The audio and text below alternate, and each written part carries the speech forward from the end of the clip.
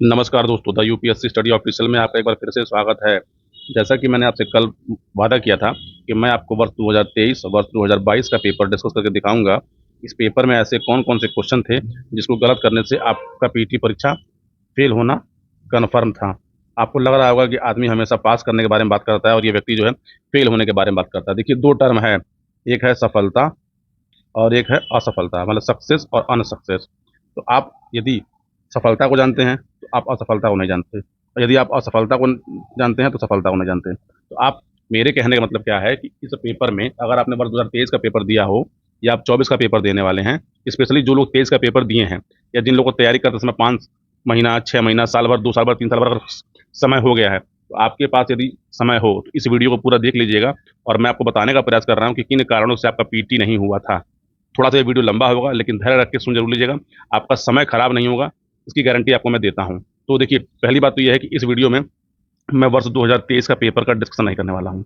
करने क्या वाला हूँ ताकि आपको बता दूँ, आपको वीडियो देख रहे हैं, इसमें मैं आपको वो क्वेश्चन दिखा रहा हूँ जो क्वेश्चन रिपीटेड थे और जिन क्वेश्चनों को गलत करने से आप परीक्षा में बाहर हुए थे। मेरा ज़्यादा जोर इस बात पे रहेगा कि इन प्रश्नों को यदि आप गलत कर रहे थे या फिर इन प्रश्नों को आप छोड़ रहे थे तो आपका पीटी परीक्षा फेल होना तय था। एक एक करके उसको देख लेते हैं। मैं क्वेश्चन केवल हिंदी में पढ़ूंगा, इंग्लिश वाले क्वेश्चन के सामने रहेंगे, मैं इंग्लिश पढ़ूंगा नहीं, क्योंकि अगर मैं दोनों पढ़ूंगा तो वीडियो काफ़ी लंबी हो जाएगी। तो चलिए शुरू करते हैं। देखिए, पहला क्वेश्चन आपके सामने जो है, इसमें दोनों ये क्वेश्चन आपको दिया गया मैचिंग करने के लिए। इसमें आपको देखिए क्या है कि ये संविधान के भाग दिए हुए हैं, ठीक। और इसमें से आपको बताना है कि कौन सम्मिलित नहीं है। ठीक है, निम्नलिखित में से कौन सा प्रावधान संविधान का भाग सम्मिलित नहीं है, मतलब ये संघ क्षेत्र भाग 8 में है कि नहीं है, अनुसूचित जाति जनजाति अगर ये प्रश्न आप गलत करते हैं पीटी परीक्षा में तो यकीन मानिए आपको पीटी फेल होने से कोई बचा नहीं सकता, क्योंकि ये इस परीक्षा का सबसे आसान क्वेश्चनों में है। अब आप कहेंगे सर जो हम पढ़ लेते हैं वो आसान होते हैं और जो हम नहीं पढ़ते वो कठिन होते हैं, ये सबसे बेसिक आपने डिफरेंस बताया। लेकिन अगर आप, अच्छा मुझे ये बताइए कि अगर आप पीटी परीक्षा की तैयारी कर रहे हैं, पॉलिटी पढ़ रहे हैं, तो आप ये चीज़ क्यों नहीं याद करेंगे, जबकि ये टॉपिक हमेशा पेपर में पूछा गया है। ना हो तो आप पिछले 4 5 7 साल के पेपर देख लीजिएगा, ये क्वेश्चन हमेशा रिपीट होकर आता है। जैसे एग्जाम्पल तौर पे अब देखिए, इन्होंने क्या किया, इतने भाग पूछे, आप जानते हैं कि 22 भाग हैं। अब क्या करेगा, वो इन 4 को ना पूछ के किसी और को पूछ लेगा। तो आप समझिए कि आयोग आपसे पूछता है क्या, टेंडेंसी क्या है। अब फिर देखिए इस क्वेश्चन नंबर 2 को देखिए, यहाँ पे आर्टिकल दिए गए हैं और उनसे संबंधित विषय दिए गए हैं। अब ये आर्टिकल जितने भी इसमें पूछे गए हैं, इसमें से कोई भी आर्टिकल है जो है वो सारे महत्वपूर्ण आर्टिकल, अगर आप ये प्रश्न गलत करते तो वो भी क्या होते, आप परीक्षा से बाहर होते। ये क्वेश्चन नंबर 2 है, देखिए, ठीक। अब आइए इस क्वेश्चन पे, देखिए ये क्वेश्चन मैंने आपको बताया था, तो अभी मैंने जो पेपर डिस्कशन किया था उस पेपर में ये क्वेश्चन जैसे पूछा गया ठीक वैसे ही पूछ लिया गया है। आप मेरा पिछला 2 वीडियो देख लीजिएगा। तो देखिए, अगर आप पॉलिटी पढ़ रहे थे तो पॉलिटी पढ़ते समय आपने संविधान कब लागू हुआ, संविधान के प्रवृत्त होने की तिथि कब थी, उसकी पहली बैठक कब हुई थी, प्रारूप समिति की नियुक्ति कैसे कब हुई थी। तो अगर आप इतना जान रहे थे तो इस क्वेश्चन को सही कर रहे होते। अगर आप ये भी क्वेश्चन गलत कर रहे हैं तो आपका पीटी परीक्षा का फेल होना तय था, मतलब ये क्वेश्चन आपको गलत नहीं करना था। देखिए अब मैं इसको छोड़ दे रहा हूँ क्योंकि इसमें कथन कारण था। हो सकता है आपको नहीं पता हो कि राज्य की सीमाओं में परिवर्तन कैसे होता है, विधानमंडल प्रस्ताव डालता है, क्योंकि थोड़ा सा ये आपको तब आएगा जब थोड़ा सा पढ़ेंगे डिटेल में, इसलिए इसको छोड़ देते हैं, ठीक। अब देखिए, लोकसभा की प्रथम महिला स्पीकर निम्न में से कौन है। अगर आप ये प्रश्न आपको गलत नहीं करना था, आपको सही करना था किसी भी हालत में।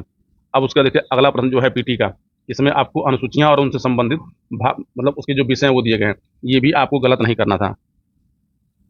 मतलब अगर आएगा ऐसे प्रश्न गलत करते हैं आप तो ये समझिए आपको पीटी परीक्षा फेल होना है।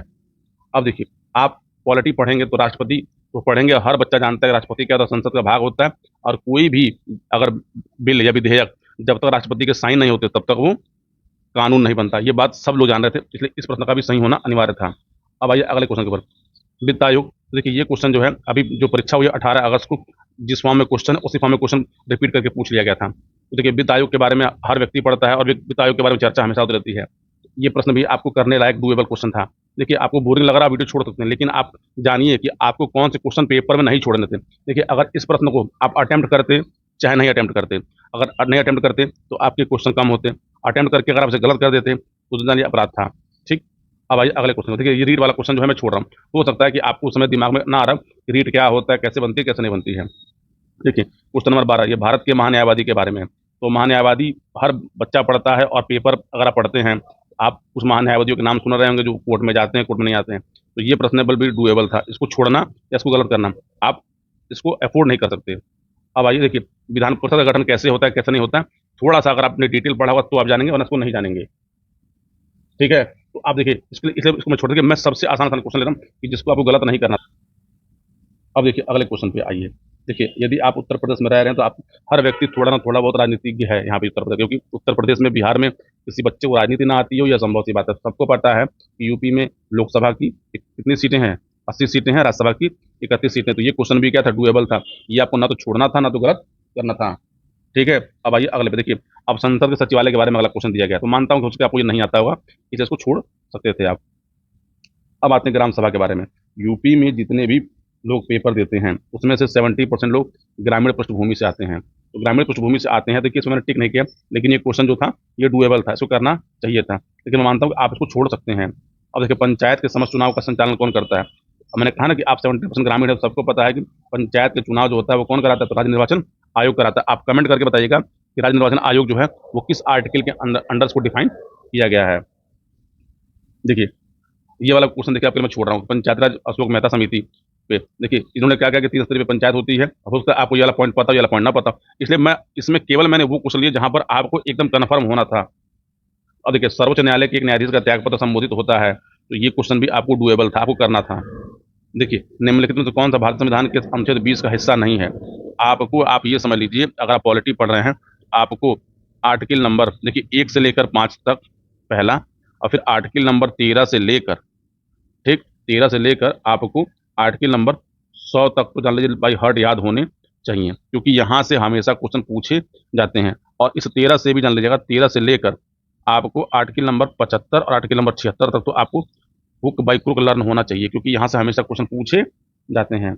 अब देखिए निम्नलिखित में से कौन सा प्रावधान नीति निर्देशक तत्वों तथा मौलिक कर्तव्य दोनों का एक भाग है, तो ये क्वेश्चन भी करने लायक क्वेश्चन था, ये छोड़ने लायक क्वेश्चन नहीं था।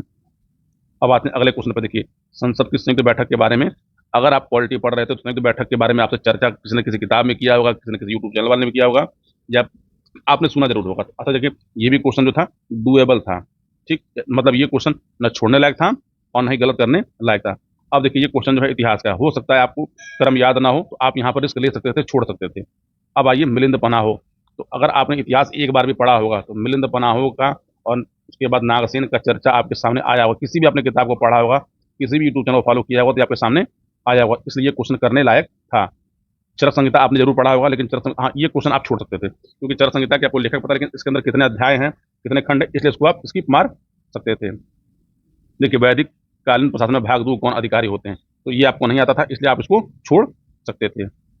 27 ये भी आपको, अगर देखिए अगर आप थोड़ा सा गेस लगाते तो इसे कर सकते थे, लेकिन मैं मानता हूँ कि आपको नहीं पता होगा। अगर आपको ये पता होता कि डिडवाना कहाँ है, तो सबको इतना पता होगा कि डिडवाना राजस्थान में है, तो डिडवाना यानी सी का आपने एक मिला लिया, तो ये देखिए 2 विकल्प ऑटोमेटिक कट जाते हैं। अब देखिए इसके बाद निवास, ईसमपुर, गुड़ियाम गुफा, अगर आप यहाँ पे थोड़ा भी रिस्क लेते तो ये क्वेश्चन आप सही कर सकते थे। तो देखिए ऐसे क्वेश्चनों को छोड़ने का प्रयास मत करिएगा, ऐसे पे आप रिस्क हमेशा लीजिएगा। ठीक, निम्नलिखित में से कौन हड़प्पा संस्कृति के पूर्वी सीमांत का निर्धारण करता है। अगर किसी व्यक्ति ने इतिहास पढ़ना स्टार्ट किया होगा तो उसमें ये टॉपिक जरूर पढ़ा होगा कि हड़प्पा संस्कृति की सीमाएं, हड़प्पा की सीमाएं क्या थी, उत्तर, पूरब, पूर्व, पश्चिम। तो ये क्वेश्चन जो था डुएबल था, ये ना तो गलत होने लायक था, ना ही छोड़ने लायक था। देखिए मैं आपको यहाँ पे 3 चीज़ बताने का प्रयास कर रहा हूँ कि किन क्वेश्चनों को करना था, किन क्वेश्चनों को नहीं, को आपको टच नहीं करना था, और किन क्वेश्चनों को आपको गलत नहीं करना था। देखिए पुराणों के संदर्भ में हो सकता है कि भाई ये आपको नहीं आता हो, इसलिए इस क्वेश्चन को आप इसकी मार सकते थे। अब आइए अगले पे। देखिए निम्नलिखित में तो कौन सा युग्म दर्शन प्रचारक से सुमिलित है। अगर आप देखेंगे तो ये आयोग में कितनी बार पूछा है परीक्षाओं में, आप उसको ध्यान से देखिएगा, ये किसी न किसी साल में पूछा गया क्वेश्चन है। ठीक, इसलिए क्वेश्चन था डुएबल, गलत करने का क्वेश्चन था। देखिए कैप्टन हॉकिंस के बारे में, अगर आपने मॉडर्न इंडिया पढ़ना स्टार्ट किया होगा कभी भी, तो मॉडर्न इंडिया के बारे में आपने कैप्टन हॉकिंस, थॉमस रो के बारे में जरूर पढ़ा होगा, और ये किस समय भारत आया था, और ये तुर्की भाषा का अच्छा जानकार था। ये हर किताब में लिखा हुआ, हर बच्चा लगभग जानता है, इसलिए ये क्वेश्चन क्या था, ना तो गलत करने लायक था और ना ही छोड़ने लायक क्वेश्चन था। खरीदादार कौन था, ये क्वेश्चन आप छोड़ सकते थे, क्योंकि ये टर्मोलॉजी है। देखिए टर्मोलॉजी क्वेश्चनों में मैं हमेशा कहता हूँ कि आप रिस्क मत लीजिए, आपको आता है तो करिए, नहीं आता तो छोड़ दीजिए, क्योंकि टर्मोलॉजी या तो आप इतना गेसिंग आपकी अच्छी होकर पकड़ लीजिए। देखिए अब यहाँ पे टर्म लिखा है खरीदा, खरीदा का मतलब क्या होगा, कुछ ना कुछ काम खरीदने का काम करेगा, खरीदने का काम जो होगा, तो देखिए हर मानव को बिना अधिकारी तो होगा नहीं चीज, मगर मतलब ये खरीदादार, मतलब कहीं ना कहीं इसमें हिसाब किताब, क्योंकि जो खरीदेगा वही हिसाब किताब, इसका आंसर डी होना चाहिए। अब देखिए ये क्वेश्चन था किताब पुस्तक वाला, आप इसको इसकी मार सकते थे, क्योंकि आपको याद नहीं आता, मैं मानता हूँ। ठीक, देखिए क्वेश्चन नंबर 34, अगर आप थोड़ा इतिहास पढ़ते तो ये करने लायक क्वेश्चन था, लेकिन फिर भी मैंने इस पर टिक नहीं मारा है, क्योंकि हो सकता है भाई इतिहास है, आपको आता ना हो, इसलिए इसको भी मैंने स्किप मार दिया। क्वेश्चन नंबर 35, इसमें क्रम लगाना था पेशवाओं का, मैंने इसको भी स्किप मारा, क्योंकि मानता हूँ कि आपको इतिहास में क्रम वाले क्वेश्चन नहीं आते थे, हटा दीजिए। निम्नलिखित में से कश्मीर के किस शासक ने जजिया और गौ हत्या को समाप्त किया था? तो ये क्वेश्चन तो जान लीजिए, आपको पता है इसमें से जैनुल आबदीन को क्या बोलते थे? कश्मीर का अकबर बोलते थे। तो यहाँ तो अगर आपको रिस्क लेना था तो आपको जैनुल आबदीन टिक लगाना था। सही होता गलत होता है वो एक बात की बात है। अब देखिए, निम्नलिखित में से कौन फिरोज तुगलक के नागरकोट अभियान के दौरान संग्रहित 300 संस्कृत पुस्तकों का अनुवाद किया? हो सकता है आपको याद ना हो, इसलिए इस क्वेश्चन को आप स्किप मार सकते थे। संगीत की टप्पा शैली निम्नलिखित में से किस मुगल सम्राट के दरबार में पुरस्कृत एवं विकसित हुई थी? अब देखिए, इस पर आपको गेस लेना चाहिए था। पहली बात देखिए, यहाँ पे अगर अगर मुझे गेस लेना होता तो शाहजहां, ये कौन था? तो इसका नाम स्थापत्य में था। जहांगीर, ये पेंटिंग में मशहूर था, पेंटिंग थी। अकबर के समय तो देखिए कलाओं का बहुत ज़्यादा विकास नहीं था। तो बचा विकल्प कौन सा? मोहम्मद शाह। अगर मैं पेपर दे रहा था तो मैं मोहम्मद शाह पे टिक मार रहा होता। गलत सही बात करने दे, इसको बाद में करते हैं। अब देखिए, निम्नलिखित में कुछ कविताएं उनके पुस्तक हैं, ये मुझे नहीं आता। अगर मैं भी पेपर दे रहा था तो मैं इस क्वेश्चन को चुप मार के स्किप मारता, को छूता ही नहीं। ठीक। अब देखिए, 1857 के विद्रोह का स्थान दिया गया है। देखिए, आपको यूपी का अगर आप इतिहास पढ़ रहे हैं तो यूपी में विद्रोह कहाँ कहाँ हुआ, किस तारीख को स्टार्ट हुआ और कहाँ पे कौन नेता था, तो ये तो आपको याद होना चाहिए था। क्योंकि अभी तक यूपी पेपरों में हमेशा स्थान पूछता था, नेता पूछता था, लेकिन इस बार आयोग ने क्या किया, थोड़ा सा खेला किया। उसने कि प्लेस पे डेट पूछा, इसलिए ये क्वेश्चन अगर मैं पेपर दे रहा होता तो मैं इसको स्किप मार देता, क्योंकि इतने फैक्चुअल मुझे भी याद नहीं थे। अब आते हैं देखिए क्वेश्चन नंबर 41 पे। संयुक्त 1918 के संयुक्त प्रांत किसान सभा का गठन निम्न में से किस नेता ने किया था? तो ये क्वेश्चन तो जान लीजिए स्किप मारने लायक था ही नहीं, इसको आपको किसी न किसी हालत में करने लायक था। देखिए, मैं क्वेश्चन नंबर 41 तक पहुंच गया हूँ। 41 में से 19 क्वेश्चन, देखिए जो नंबर लिखे हैं हरे कलर से, ये 19 क्वेश्चन ऐसे थे जो पेपर में कहीं ना कहीं दोबारा पूछे गए थे और जिनको अटेम्प्ट करना जरूरी था। अगर आप इनको छोड़ते चाहे गलत करते तो आप पीटी परीक्षा फेल हो रहे होते। आप फेल हो का वर्ड सुन सुन के आपको जो है एंजाइटी हो रही होगी, आपको मजा नहीं आ रहा होगा, लेकिन सच्चाई बताने का मैं प्रयास कर रहा हूँ। एक्सेप्ट करना ना करना आपके ऊपर है। अब देखिए, आते हैं क्वेश्चन नंबर 42 पे। निम्नलिखित में से कौन सा संगठन दिल्ली में वायसराय लॉर्ड हार्डिंग पर बम फेंकने के लिए उत्तरदायी था? देखिए, यूनाइटेड पेट्रियार्क, अखिल भारतीय मजदूर, युगांतर। तो देखिए, युगांतर भी एक संस्था थी, जो पेट्रियार्क थी। अगर मैं पेपर दे रहा होता, मुझे क्वेश्चन ना आता, मैं अनुसूलन समिति पे टिक मारता, गलत होता अलग होता। मतलब इस पर मैं इंटेलिजेंस गेस ले रहा था, क्योंकि देखिए मजदूर संघ है तो ये तो पहली बात तो बम मारेगा ही नहीं। ठीक। युगांतर क्या था? तो युगांतर एक समाचार पत्र था, तो ये मारेगा ही नहीं। मैं बचा उत्तर सी और बी। अब मैं सी और बी में से किसी एक को चुनता, तो लेकिन अगर सी और बी में से मेरा गेस किस पे होता? सी पे होता। हालांकि इसको मैंने क्या किया, हटा दिया कि मैं इसको अटेम्प्ट नहीं करने वाले में। अब देखिए, निम्नलिखित में से किस अधिनियम द्वारा 120 सदस्यों वाले चैम्बर ऑफ प्रिंसेस की व्यवस्था की गई? इसको जान लीजिए, मैं स्किप मारता, क्योंकि इन चारों में से चैम्बर ऑफ प्रिंसेस नाम का वर्ड मेरे सामने नहीं आ रहा था दिमाग में, इसलिए इसको हटाता। देखिए, अब ईवी रामास्वामी नायकर के बारे में क्वेश्चन पूछा गया है। असहयोग आंदोलन में हिस्सा लिया, 25 में कांग्रेस छोड़ दिया। देखिए, इस क्वेश्चन को मैं क्या करता, अटेम्प्ट करता, क्योंकि असहयोग आंदोलन में रामास्वामी नायकर ने हिस्सा लिया था। तो मुझे नहीं लगता है, क्योंकि असहयोग आंदोलन का ज्यादातर जो हिस्सा था वो उत्तरी भारत में था और रामास्वामी नायकर दक्षिण भारत में थे। इसको मैं इसकी मारता और मैं डी पे जाता। सही गलत का मैं निर्णय भी नहीं ले रहा हूँ, मैं पेपर के फंडामेंटल में जब मैं बैठ के दिमाग दे रहा होता, आपको लग रहा है कि मैं बहुत सारे क्वेश्चन को गलत उत्तर बता रहा हूँ। लेकिन देखिए, मैं जब ये पेपर हुआ था, उस पेपर मतलब 15 मई 2023 का 2 घंटे का जो फ्रेम था, मैं वहां बैठ के पेपर को बता रहा हूँ आपको। अब देखिए, नेताजी सुभाष चंद्र बोस द्वारा आजाद हिंद फौज के हिस्से के रूप में गठित महिला रेजिमेंट का नाम क्या था? इस क्वेश्चन को तो किसी न किसी हालत में आपको करना ही था, क्योंकि ये आपने पढ़ा होगा, आपकी आंखों के सामने आया होगा, प्लस ये क्वेश्चन रिपीटेड क्वेश्चन है। अब आपको मैं बताता हूँ, देखिए 1857 बरेली उत्तर प्रदेश में क्रांति का नेता कौन था? इसको मैं करता, ये क्वेश्चन रिपीटेड क्वेश्चन था। कालक्रम की दृष्टि से निम्नलिखित घटनाओं में से कौन सी अंतिम थी? ये क्वेश्चन में रिपीटेड था, इसको सही करना था। ठीक। जिसको मैं सही बोल रहा हूँ उसको छोड़ना नहीं, आपको याद रखिएगा। देखिए, निम्नलिखित में से कौन सी महिला स्वतंत्रता सेनानी भारत छोड़ो आंदोलन संबंधित नहीं थी?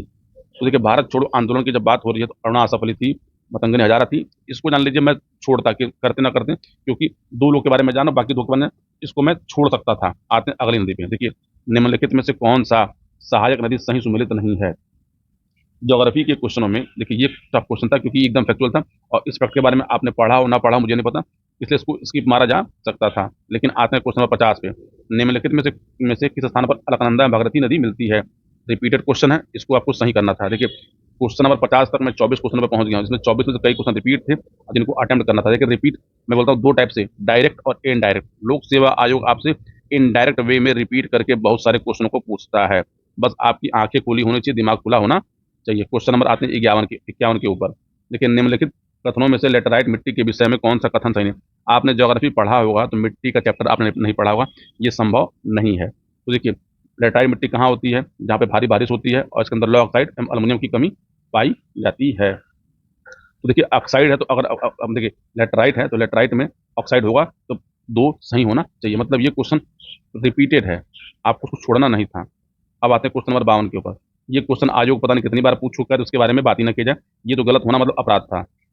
देखिए 52 नंबर और 53 नंबर, ये अगर दोनों क्वेश्चन अगर आप गलत करते हैं तो ये अपराध की श्रेणी में आता है, इसलिए परीक्षा पास होने का आपको कोई हक नहीं है।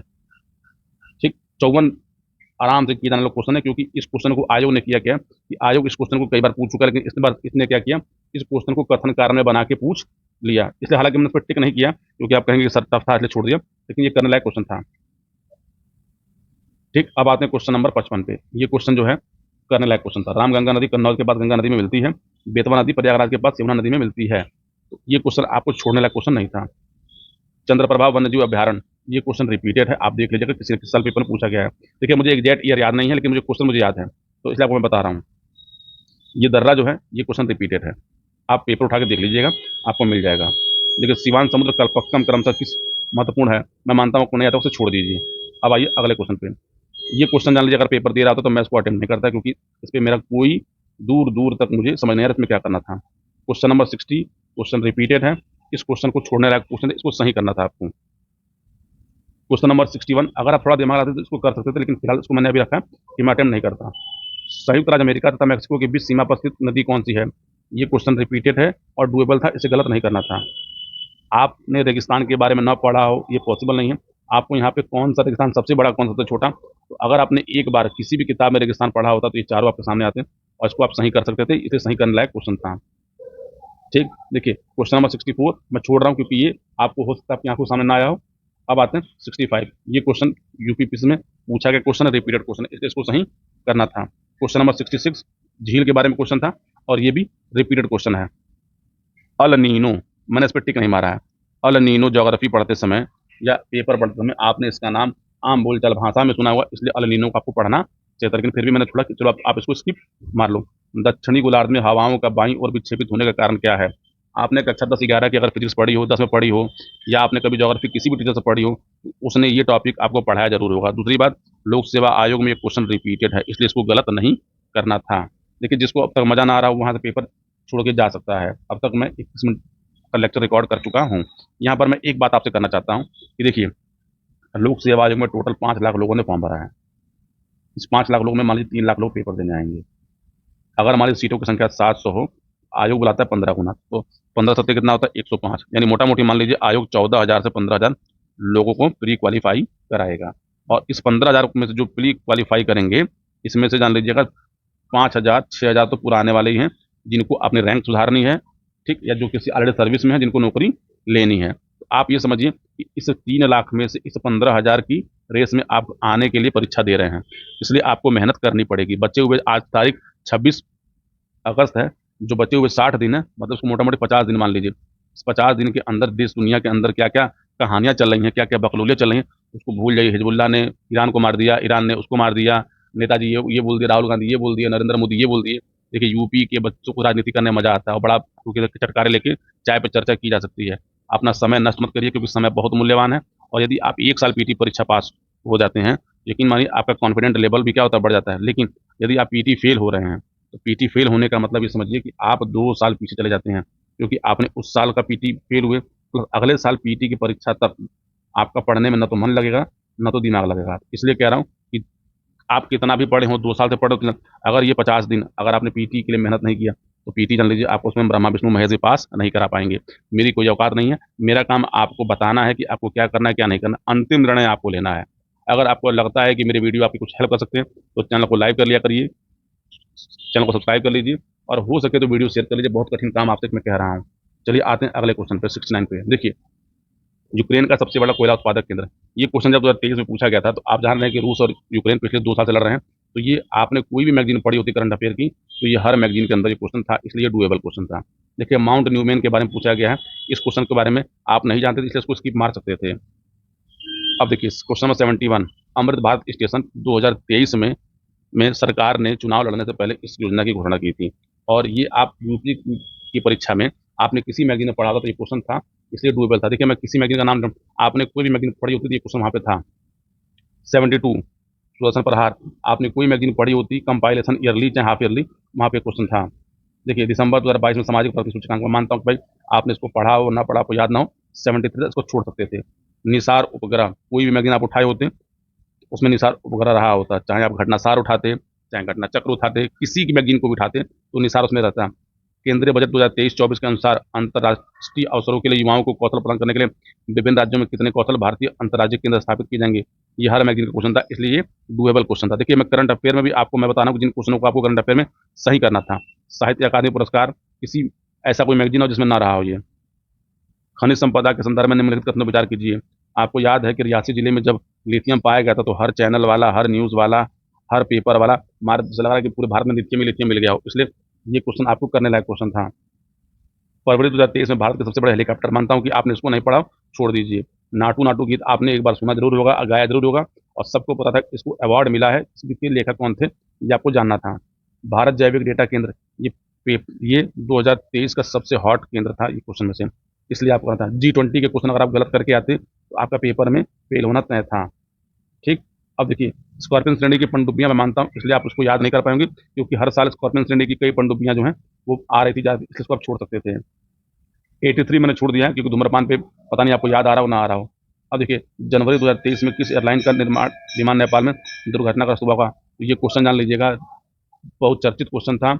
अच्छा एक बात बताता हूँ, बहुत लोग मुझसे बोलते हैं कि सर आपकी वीडियो में आवाज़ साफ नहीं आती, तो देखिए मैं इस समय जब वीडियो रिकॉर्ड कर रहा हूँ तो मेरे पास संसाधन छोटे हैं, इसलिए आवाज़ की थोड़ी बहुत दिक्कत होती है। तो देखिए अब मेरी आपको आवाज़ पसंद ना आए तो भाई इसके लिए मैं कुछ नहीं कर सकता, क्योंकि जैसी आवाज़ है आवाज़ मेरी वैसी की वैसी ही रहेगी। तो आवाज़ के बारे में हाँ, थोड़ा बहुत शोर शराबा होता है क्योंकि फैमिली रहती है, बगल में मेरे एक मंदिर है तो उसमें घंटी की आवाज़ आती है, कभी कोई गाड़ी की आवाज़ आती है, क्योंकि मेरे पास कोई साउंड प्रूफ कमरा नहीं है। तो थोड़ा बहुत आप मैनेज कर लिया करिए, और बाकी यदि आपको मेरी आवाज़ से समस्या है तो इसके लिए मैं कुछ नहीं कर सकता भाई, क्योंकि ईश्वर ने आवाज़ जो दिया है, अब इस जीवन में तो इसी से अपना काम चलाना होगा।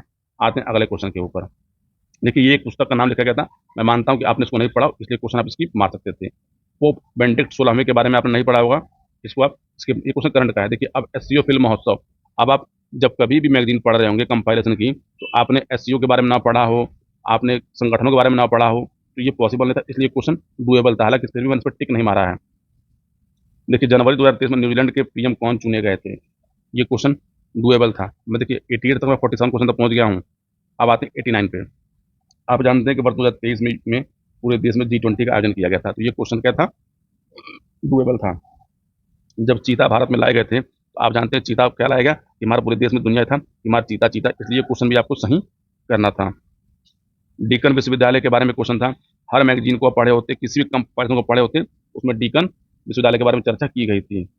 देखिए भारतीय मूल के किस व्यवसायी को साउथ वार्क के लंदन ब्यूरो का चुनाव में उनको जीत मिली थी। आपने कोई भी न्यूज़पेपर पढ़ा होता, आप उस साल न्यूज़ सुन रहे होते, कोई मैगजीन पढ़े होते, क्योंकि ये उस समय की चर्चित न्यूज़ थी। ठीक, क्वेश्चन नंबर 93 मैं मानता हूँ देखिए आपने नहीं पढ़ा हुआ, इसलिए इसको स्किप मार सकते थे। ठीक, 2 फरवरी 2023 को निम्नलिखित किस देश ने केंद्रीय बैंक से अपने करेंसी नोट से ब्रिटिश राजशाही को हटाने की घोषणा की थी। तो ये क्वेश्चन जान लीजिए आपको करने लायक क्वेश्चन था, क्योंकि हर मैगजीन के अंदर क्वेश्चन थी, हर न्यूज़पेपर में क्वेश्चन थी। ठीक, अब आते हैं ये क्वेश्चन 95 कि निम्नलिखित में से किस सिद्ध दोष के आधार पर फरवरी 2023 में ब्रिटिश पीएम ऋषि सुनक द्वारा अपने सरकार के वित्त मंत्री नदीम जाहनवी को हटा दिया गया। तो ये क्वेश्चन देखिए बहुत सारे न्यूज़पेपर में कवर नहीं था, केवल एक हिंदू में छपा था और इंडियन एक्सप्रेस में छपा था, इसलिए इसको आप स्किप कर सकते थे। निम्नलिखित में से कौन सा तत्व नोबेल गैस नहीं है, क्वेश्चन रिपीटेड है, साइंस का है। निम्नलिखित में से कौन सा हार्मोन अग्नाशय के लैंगरस के आइलेट में बीटा सेल कोशिका द्वारा स्रावित होता है, क्वेश्चन रिपीटेड है, देख लीजिएगा। किस प्रकार का टीका डिप्थीरिया से बचता है, क्वेश्चन रिपीटेड था, ये आपको सही करने थे, याद रखिएगा। निम्नलिखित में से कौन सा mRNA वैक्सीन जिसका उपयोग कोविड-19 संक्रमण के विरुद्ध किया जाता है, तो ये क्वेश्चन भी जान लीजिएगा, आपको करना था। अब देखिए निम्नलिखित में से कौन सा कारक जैव विविधता के ह्रास के लिए सर्वाधिक महत्वपूर्ण कारक है, तो ये क्वेश्चन जान लीजिएगा, लोक सेवा आयोग का फेवरेट क्वेश्चन है, रिपीटेड क्वेश्चन है, ये आपको करना था। पौधों में जाइलम परिवहन के लिए जिम्मेदार होता है, क्वेश्चन रिपीटेड है। गैर पारंपरिक ऊर्जा स्रोत वे स्रोत हैं जो कि रिपीटेड क्वेश्चन है, करना था आपको। देखिए बायोलॉजिकल ऑक्सीजन डिमांड, देखिए BOD और COD, ये भी क्वेश्चन रिपीटेड था, लेकिन थोड़ा इसके जो है ऑप्शन टफ बनाए गए थे, इसलिए इसको मैंने रखा है कि आप शायद इसको ना करते हैं। जलीय पौधे जिसे प्राय जल प्लावित धान क्षेत्र में जैव उर्वरक के रूप में प्रयोग में लाया जाता है, क्वेश्चन रिपीटेड था। हंसी पैदा करने वाली गैस कौन सी है, क्वेश्चन ये भी रिपीटेड था। समुद्री शैवाल किसके महत्वपूर्ण स्रोत हैं, रिपीटेड क्वेश्चन था ये। निम्नलिखित में से कौन सा एक कीटभक्षी पौधा है, तो रिपीटेड क्वेश्चन है, आप उठा के इसको देख लीजिएगा। मानव हृदय में कितने चैम्बर्स होते हैं, अगर ये जान लीजिए आप गलत करते तो भाई साहब अपराध था, जान लीजिए, आपको पेपर देना ही नहीं चाहिए था। वर्ष 2022 में ग्रीन हाउस गैस के उत्सर्जन भारत के स्थान पर था, ये क्वेश्चन आपको करना था, हर मैगजीन में था। एक भौगोलिक इकाई जो पानी को इकट्ठा करती है, भंडारण करती है, पानी छोड़ती है, उसे कहते हैं। ये क्वेश्चन भी जान लीजिएगा, रिपीटेड है। जल रोकथाम प्रदूषण नियंत्रण अधिनियम निम्नलिखित में किस वर्ष में अपनाया गया था? ये क्वेश्चन भी रिपीटेड है, आप इसको देख लीजिएगा। ठीक। लोटक पारिस्थितिकी तंत्र का उदाहरण है, सबसे आसान क्वेश्चन था पेपर में, ये आपको करना था, जान लीजिएगा, क्वेश्चन रिपीटेड है। भारत का प्रथम national centre for marine biodiversity, question ये भी रिपीटेड है। निम्नलिखित में से प्राकृतिक रेशम का घटक कौन सा है? ये भी क्वेश्चन रिपीटेड ही है। रेगिस्तान में आवास करने वाले जानवर कहलाते हैं। देखिए, इसको फिर भी मैंने क्या किया, छोड़ दिया, हालांकि मरुद्भिज जानवर होते हैं, आपको उसको करना था।